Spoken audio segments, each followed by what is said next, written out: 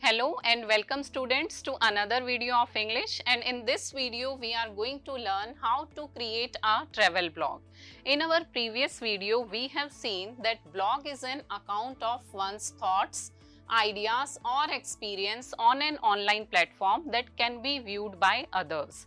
It also tells us that it allows people to explore information in a brief manner, in a compact and concise way. We are having all the information in front of us.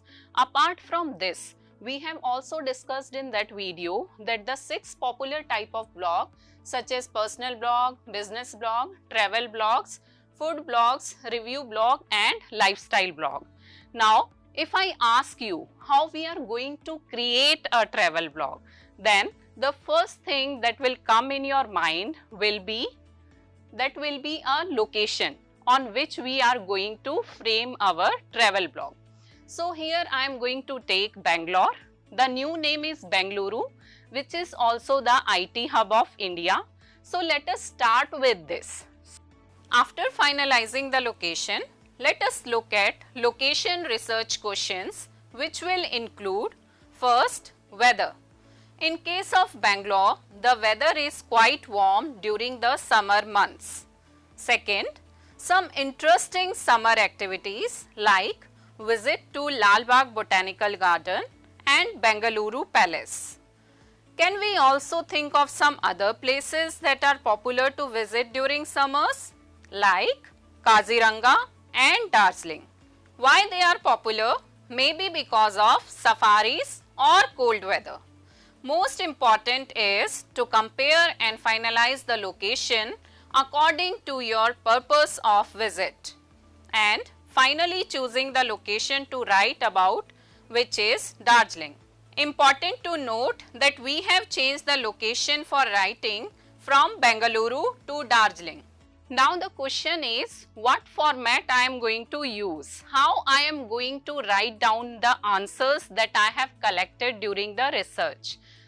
The format includes a list, a guide, a story and what information I include in my blog. A list will include top 10 things to do. A guide will be covering the basics of how to get there, where to stay and what to do. A story will include your experience of visiting the place in first person. Information include title of the blog. Format will cover all the information that we have collected. Introduction include details about location, weather, etc. Body will cover the top 5 reasons to visit that place. And last is conclusion, which will cover some tips for making stay more memorable.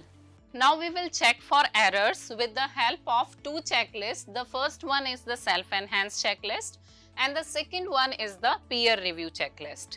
In the self-enhanced checklist, we will have a look of the following points. The first one is whether I have added all the ideas from the graphic organizer or not. You have to list the things here whether you have added or not, and you can also put some comments and suggestions that came across your mind while you are reviewing it. Second, does your blog address the topic effectively or not? Third point, have I used adjectives and sensory details in my blog? Fourth, have I arranged my ideas in a sequential form? Have I conveyed my ideas clearly to the reader? And the last point, whether I have given an introduction and conclusion to my blog. After going through this, we arrive to the peer review checklist where I am mostly checking to the 4 points.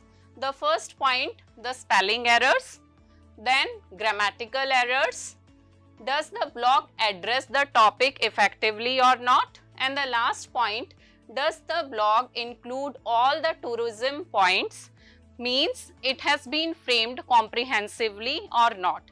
After putting all the suggestions in the list, I will review my matter, review my blog again and putting all the suggestions and feedback into the final draft. I will publish my final draft.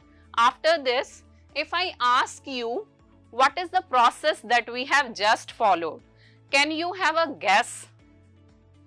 We have repeated the same process that we have learned while framing an article and creating a news bulletin. That is the ID process, that is I for ideate, D for draft, E for enhance, fourth for edit, and the last one is publish. So you just have to review all the steps again and try to make or create a travel blog. So now the task is in front of you. The first is that you categorize the steps covered for writing travel blog into the ID process. We have seen the entire process. We have followed the steps also, but we have not named them. So here there is a task for you that you have to categorize it. Second, research about the 5 famous tourist sites and note down their speciality. Choose any one spot and create a blog by keeping following pointers in the mind. The first one is the mode of travel, transportation. Second, art and culture of that place. Third one is flora and fauna, if you are a nature lover. Then fourth is historical sites and important monuments over there. And the last one is traditional festivals. I hope all the points are clear to you and you will be able to frame a very interesting travel blog. That's all in this video. Thank you and happy learning.